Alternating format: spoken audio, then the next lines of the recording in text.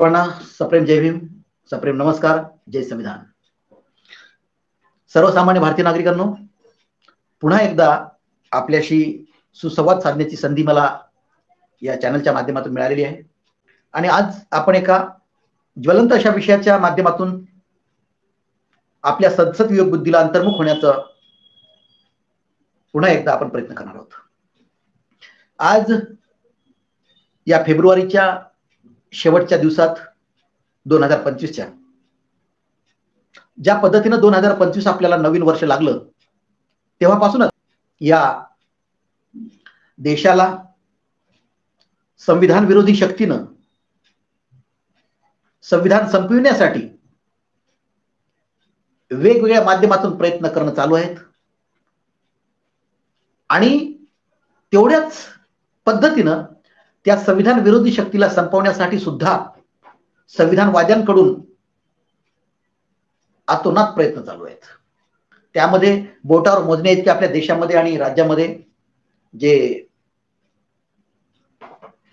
परखड निर्भीड पत्रकार आहेत, त्यामध्ये निरंजन टकले सर असतील, अशोक वानखेडे सर असतील, काही बोटावर मोजण्या इतकी साहित्यिक मंडळी असतील, अशांकडून एक डॉक्टर बाबासाहेब आंबेडकरांच्या संविधान वादी शक्तीला प्रेरित होऊन त्या ठिकाणी संघर्ष चालू आहे.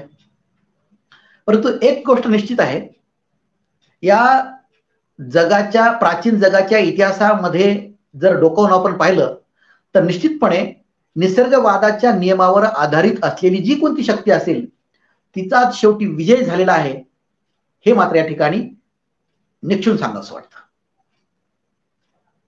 त्याचं कारणच असं की एक म्हण आहे, सत्य परेशान होता है लेकिन पराजित नाही. अगदी त्याच दृष्टिकोनातून जर विचार केला तर या देशामध्ये 2014 पासून जी संविधान विरोधी शक्ती एकवटून संपूर्ण विरोधकांना सामदाम दंडभेदाच्या कूटनीतीचा वापर करून संपवण्यात जमा केलेला आहे. अजूनही विरोधक भानावर येत नाहीयेत. अशा अवस्थेमध्ये ही संविधान विरोधी शक्ती संविधानाला संपवण्यासाठी अग्रेसर आहे. परंतु हे पण मी निक्षून सांगेन आणि आत्मविश्वासपूर्वक सांगेन की जेवढी या संविधान विरोधी शक्ती संविधानाला संपवण्यासाठी प्रयत्न करते आहे, त्याच्यापेक्षा कित्येक पटीनं जास्त संविधानवादी शक्ती एकवटीनं एकसंघ होऊन त्यांच्या विरोधामध्ये विजय प्राप्त केल्याशिवाय राहणार नाही, हा आमचा दृढ संकल्प आहे. उद्या 28 फेब्रुवारी म्हणजे विज्ञान दिन, जागतिक विज्ञान दिन. या जागतिक विज्ञान दिन म्हणजे काय? Science day. विज्ञान दिवस म्हणजे काय? म्हणजे विज्ञानानं जवळपास जगाच्या इतिहासामध्ये 16व्या शतकाच्या सुरुवातीपासूनच या जगाने जवळपास वैज्ञानिक दृष्टिकोन स्वीकारलेला आहे, तोही 100% माध्यमातून प्रयत्न करताना.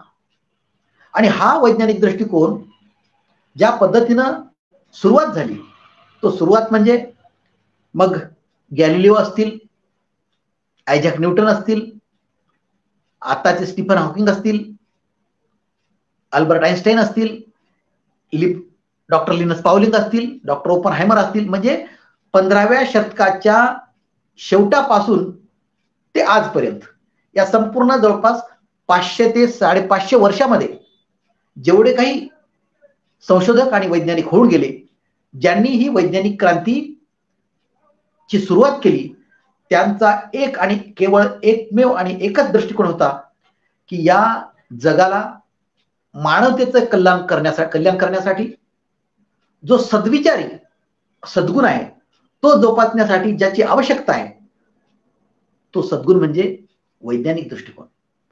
या वैज्ञानिक दृष्टिकोनाची सुरुवात कधी झाली? या वैज्ञानिक दृष्टिकोनाची सुरुवात झालेली आहे आजपासून जवळपास 2500 वर्षापूर्वी.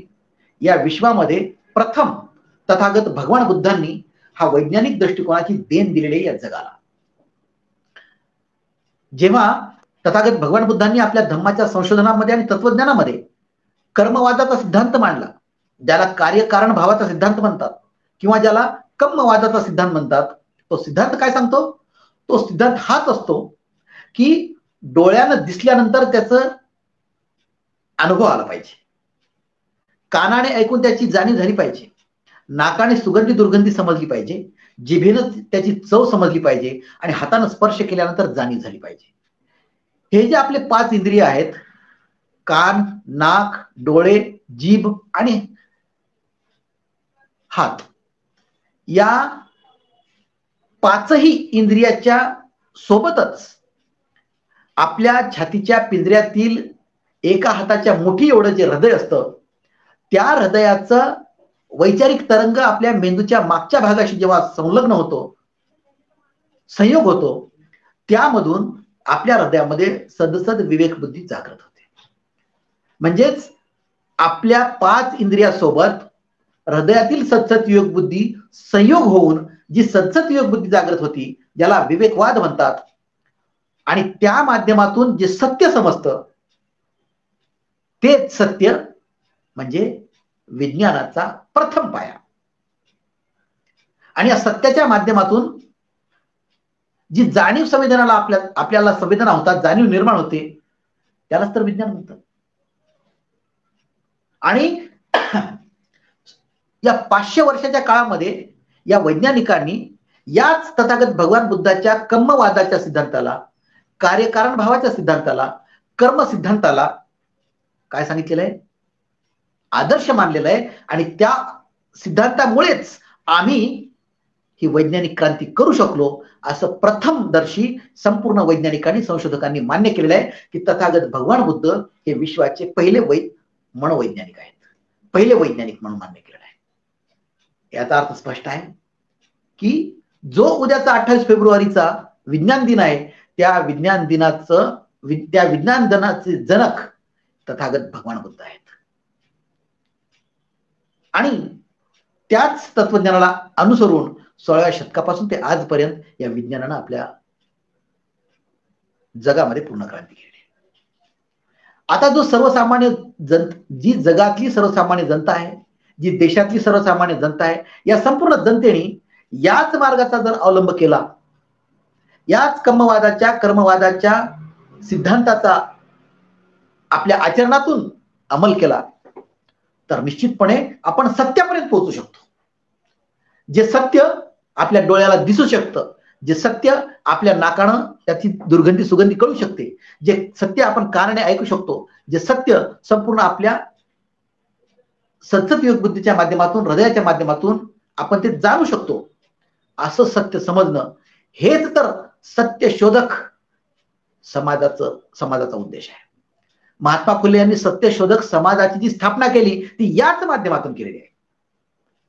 या फॉर्म्युला, हे जे सूत्र आहे, या सूत्राच्या व्यतिरिक्त मान्य करणं म्हणजे अंधश्रद्धा, आणि या सूत्राला अनुसरून मान्य करून ते अंमलबजावणी करणं, त्याला तर सत्यशोधक म्हटलेलं आहे, त्यालाच तर श्रद्धा म्हटलेली आणि त्यालाच विवेक म्हटलेला आहे. म्हणून संविधानाच्या माध्यमातून जे विज्ञान दृष्टिकोन आपल्याला या डॉक्टर बाबासाहेब आंबेडकरांनी आपल्याला दिलेला आहे, तो हाच उद्देश आहे. या संविधान, हे जे संपूर्ण संविधान 395 कोहिनूर हिऱ्यांचं आणि 22 भागामध्ये समाविष्ट असलेलं, 8 परिशिष्ट त्यामध्ये असलेलं हे संपूर्ण भारताचं संविधान हे विज्ञानवादी आहे, विवेकवादी आहे आणि मानवतावादी आहे.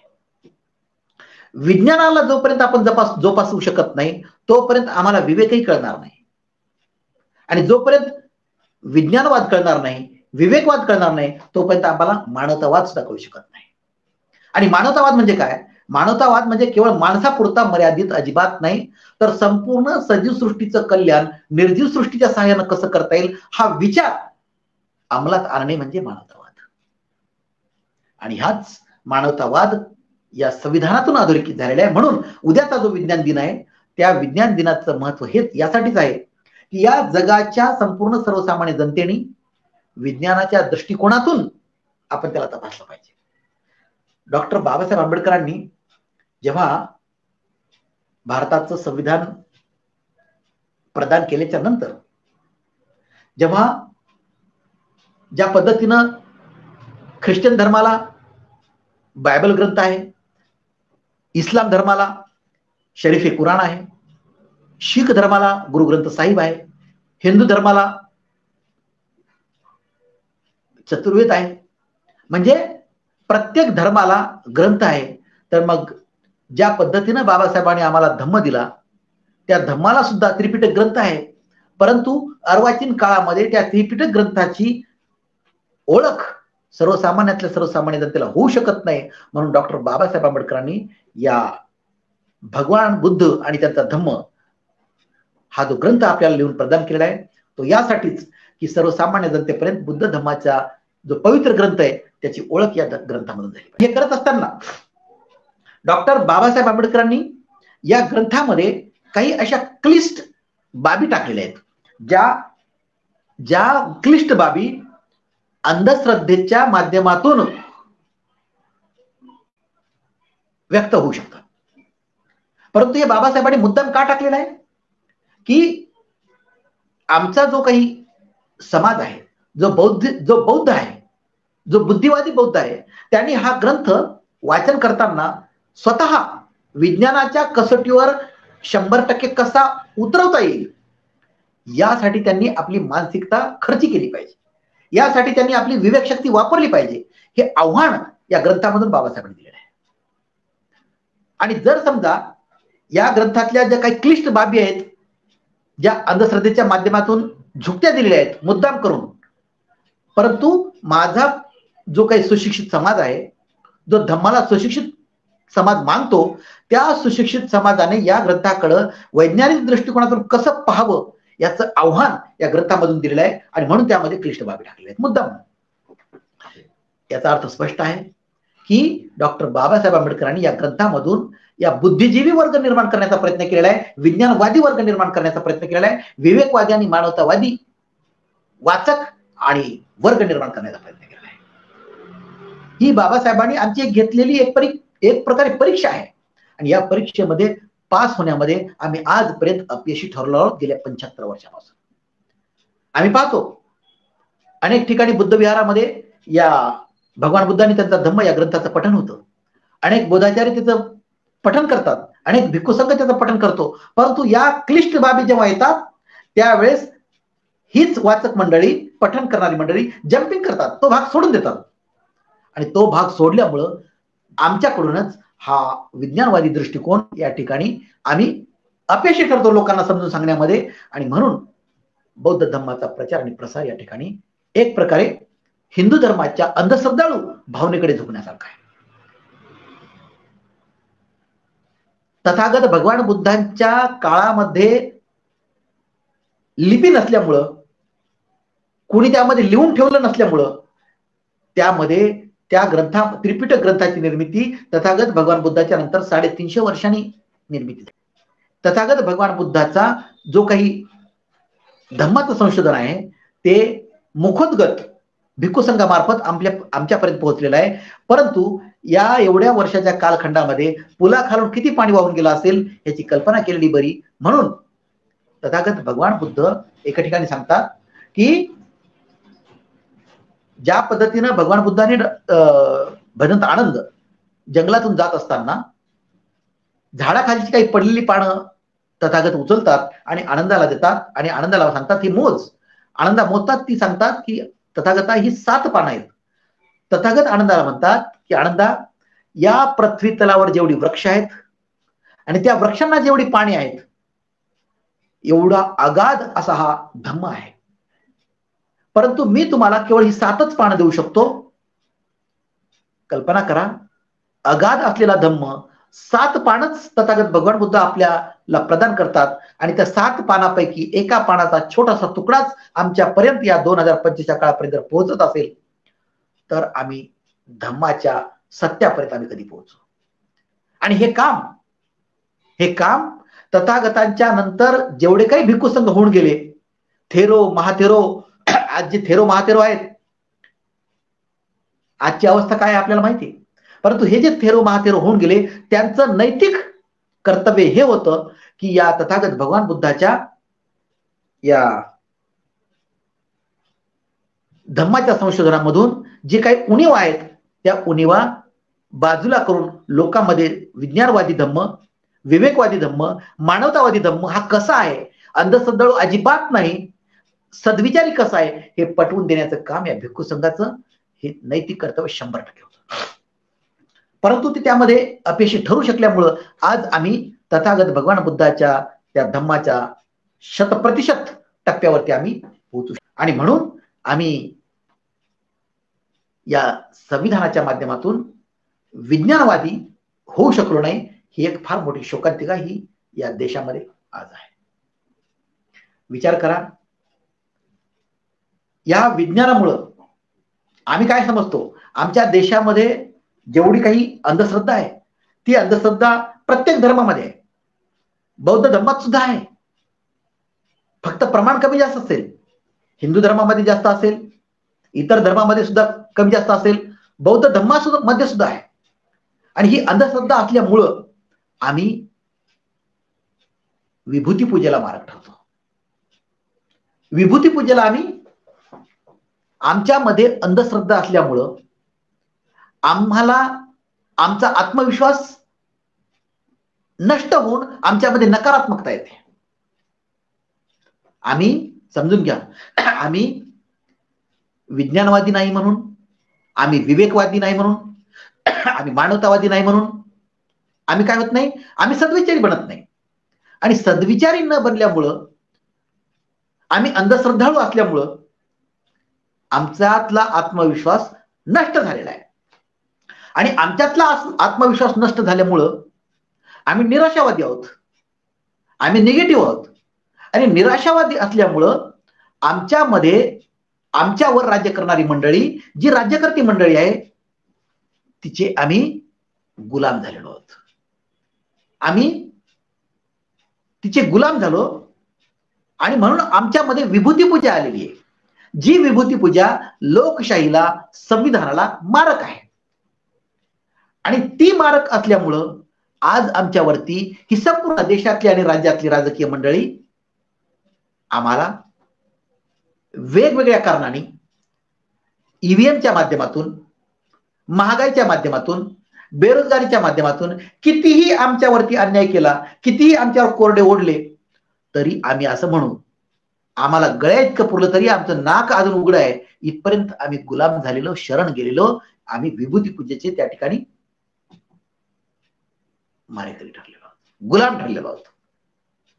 म्हणजेच जो विज्ञानवाद आहे, जो विज्ञानवाद माणसाला माणूस बनवतो, बघा, देव बनणं सोपं आहे, राक्षस बनणं सोपं आहे, परंतु माणूस बनणं अशक्य नाही, पण महाकठीण आहे. देव आणि राक्षस ही तर कल्पनाच आहे, ते थोतांडच आहे, त्या विषयच नाही. परंतु समजून सांगण्यासाठी एक उदाहरण द्यावं लागलं की देव बनणं सोपं आहे, राक्षस बनणं सोपं आहे, परंतु माणूस बनणं अशक्य नाही, पण महाकठीण आहे. आणि माणूस बनण्यासाठी काय लागतं? माणूस बनण्यासाठी सद्विचार लागतो. मी तो ओपन चॅलेंज मध्ये सांगतो, आमच्या देशामध्ये 142 कोटी लोकसंख्या आहे. आमच्या देशात 142 कोटी लोकसंख्या आहे, परंतु या 142 कोटी लोकसंख्येमध्ये केवळ आणि केवळ 1000 लोकच या देशामध्ये माणूस या संकल्पने बसणार आहेत. किती? केवळ 1000. या देशामध्ये 142 कोटी लोकसंख्येमध्ये फक्त 1000 माणसंच माणूस या संकल्पनेमध्ये 100% बसणार आहेत. आणि हेही सांगतो मी, या 142 कोटी लोकसंख्येमध्ये जे 1000 माणसं आहेत, त्या 1000 माणसामध्ये मी नाही, अजिबात नाही. आणि कोणी असू शकेल, मी ते सांगू शकत नाही. परंतु जे असतील, जे 1000 माणसं असतील, त्या एकमेकांची ओळख किंवा संबंध या देशामध्ये अजून आलेला नाही. जर हे एके ठिकाणी आले, ही माणसं जर एकमेकाच्या सानिध्यात येऊन, ओळख होऊन, संपर्कात आले, तर या देशामध्ये फार मोठी क्रांती झाल्याशिवाय राहणार नाही. एवढी भयानक क्रांती की संविधान विरोधी शक्तीला जगाच्या वेशीवर टांगण्याची वेळ येईल, जर ही 1000 माणसं एकत्र येऊन जर यांनी क्रांती करण्यास सुरुवात केली तर. आणि या 1000 माणसांना जोडण्याचं कामाची सुरुवात मी केलेली आहे. आणि हे प्रत्येकाचं कर्तव्य आहे. आणि त्यासाठी आपण विज्ञानवादी बनलं पाहिजे. ज्या विज्ञानवादामुळं माणूस बनतो. आज पहा, अमेरिकेमध्ये विज्ञानवादी माणसं आहेत. आपण म्हणतो, आम्ही फार मोठ्या हुशारकीने सांगतो की अमेरिकेपेक्षा, रशियापेक्षा आमचं यान चंद्रावर गेलेलं आहे. आहे, विज्ञानवादामुळेच गेलेलं आहे. परंतु जेव्हा हे यान मंगळावर पोहोचलं त्यावेळेस प्रयोगशाळेमध्ये त्या ठिकाणी जे मुख्य वैज्ञानिक होते, प्रमुख, त्यांचं स्टेटमेंट न येता आमचे विश्वगुरु जे आहेत, जे नरेंद्र मोदी आहेत, त्या ठिकाणी त्यांचं स्टेटमेंट येतं. म्हणजे याचा अर्थ स्पष्ट आहे की आम्ही या देशाचे वैज्ञानिकाला पुढे न करता आम्ही अंधश्रद्धेलाच त्या ठिकाणी बळी पडतो, हे त्यामधून सिद्ध होतं.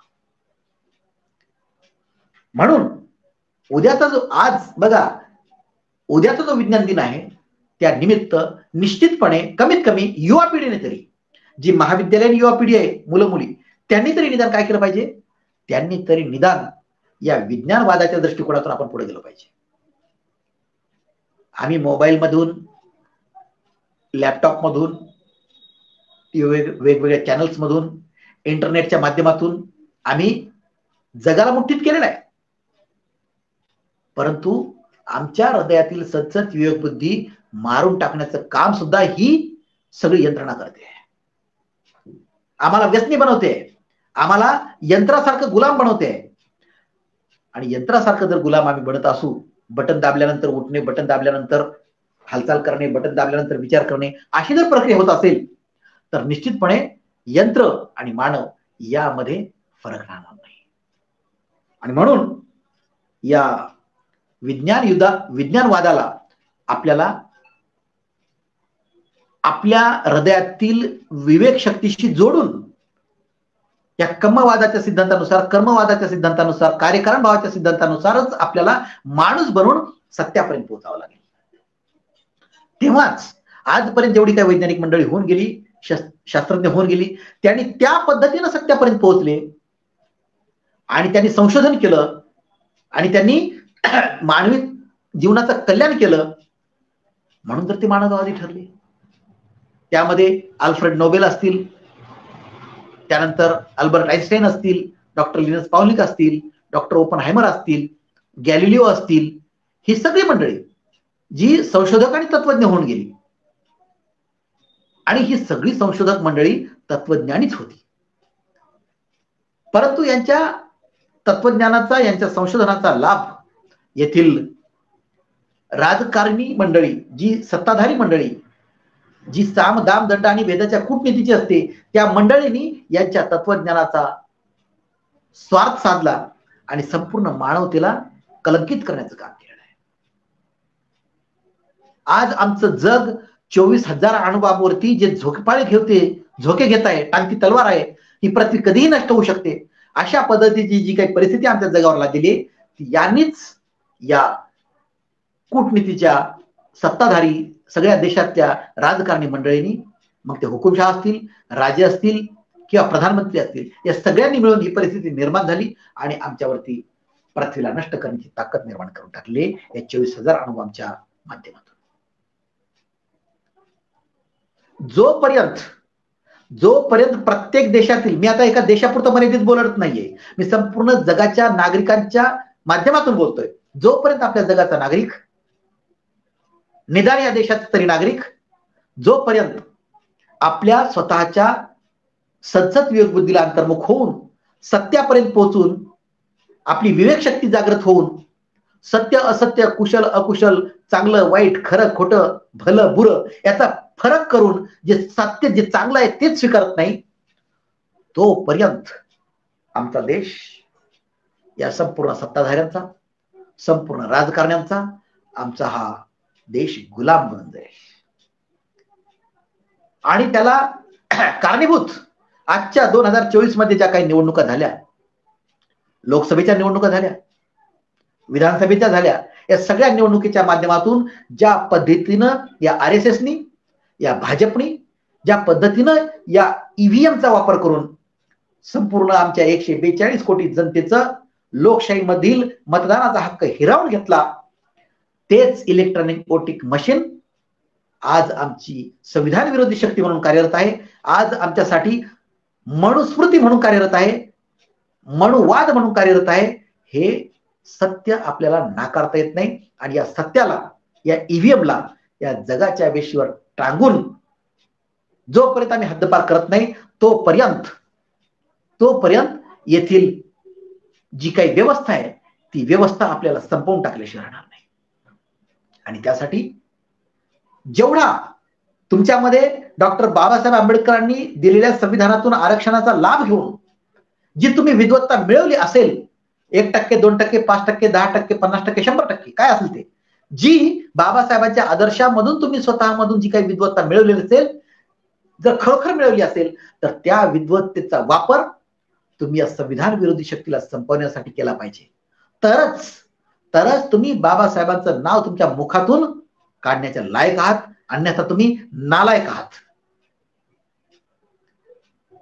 तुमच्याकडं ज्या काही पदव्या आहेत, ज्या काही डिग्रीज आहेत, मग ती डॉक्टरेट असेल, एमफिल असेल, त्या सगळ्या डिग्र्या बोगस असतील असं मी स्वतः समजेल.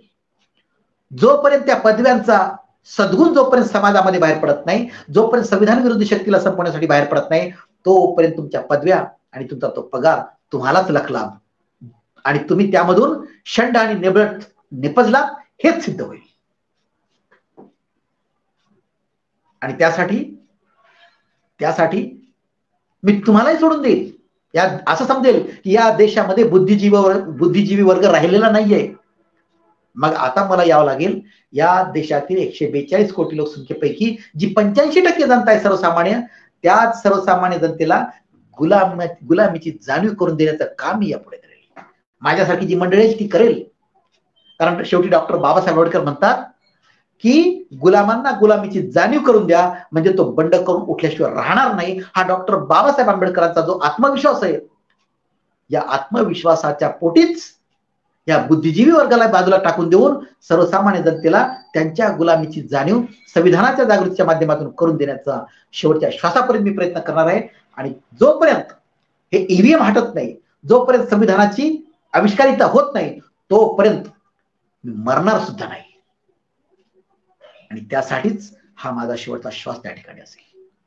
कारण मला माझ्यावर डॉक्टर बाबासाहेब आंबेडकरांचं फार मोठं कर्ज आहे आणि ते कर्ज फेड करणं हे माझं शक्य आहे तेवढं. मी तर कर्ज 100% फेडू शकणार नाही त्यांचं, परंतु त्यांच्या कर्जापैकी 0.0001% जरी माझ्याकडून फेडण्याचा प्रयत्न झाला तरी मी स्वतःला धन्य समजेन.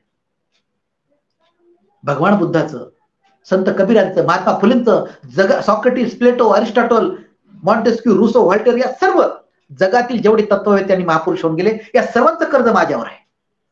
आणि हे कर्ज 0.0001% जरी मी फेडलं तरी मी स्वतःला धन्य समजेल. हाच माझा शेवटच्या श्वासापर्यंत टिकणारा आत्मविश्वास आहे आणि यासाठीच माझा जन्म आहे असं मी स्वतःला समजेल. आणि आपल्यालाही सांगेल की निदान कमीत कमी तुम्ही उद्याच्या विज्ञान दिनानिमित्त सत्यवादी बना, विज्ञानवादी बना, मानवतावादी बना, विवेकवादी बना आणि माणूस बनण्याचा प्रयत्न करा. तरच उद्या होणारा विज्ञान दिन तुमच्यासाठी निर्माण झालेला असेल. एवढं बोलतो आणि थांबतो. जय संविधान, जय भारत, धन्यवाद, जय हिंद.